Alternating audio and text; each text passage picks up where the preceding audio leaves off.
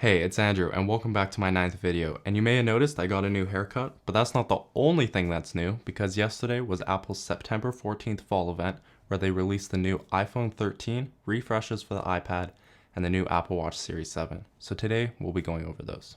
Alright, let's start with the iPhone 13 and iPhone 13 mini. Prior to the fall event, many rumors were circulating about the iPhone 13. Perhaps there would be no charging port, no notch, and an under-the-display fingerprint reader. Apple stayed simple with this year's iPhone 13 and iPhone 13 mini. The screen is slightly brighter, the ultra-wide can now use night mode, there's a bigger battery, and a slightly faster internal chip. The lack of major improvements this year leads me to believe that the iPhone 14 of fall 2022 will harbor many of the rumored upgrades we were supposed to get this year. The iPhone 13 mini is going for $699 and the iPhone 13 is going for $799. Now here's where it gets a little bit more interesting. The iPhone 13 Pro and Pro Max have an overhauled camera system that now boasts a new cinematic autofocus which allows you to switch targets while filming. It also has improved low light performance and a telephoto 3x zoom lens. And perhaps my favorite feature, there is a new macro mode which allows you to take close-up images and videos without sacrificing too much quality.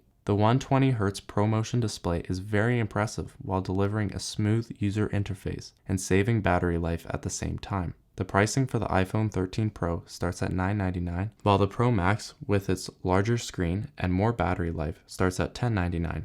There really isn't much to talk about regarding the Apple Watch Series 7. The watch now has a larger display and is slightly brighter. The iPad mini has a bunch of updates and may be the biggest upgrade of Apple's entire suite.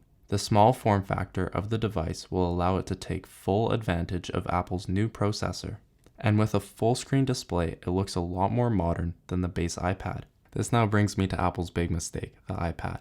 Unlike the iPad Air, Pro, and iPad mini, the iPad has a home button, low resolution, and is so disappointing I won't cover it in today's video. Just don't buy it. The new iPad mini is selling for $499, and contrasted to the base iPad, it's received quite a nice makeover for 2021.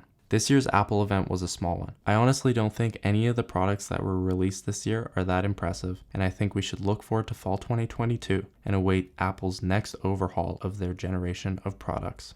Alright, that's it for me today, guys. Thanks for watching. No, I haven't posted in a while, but hopefully I get back on schedule. Just been very busy.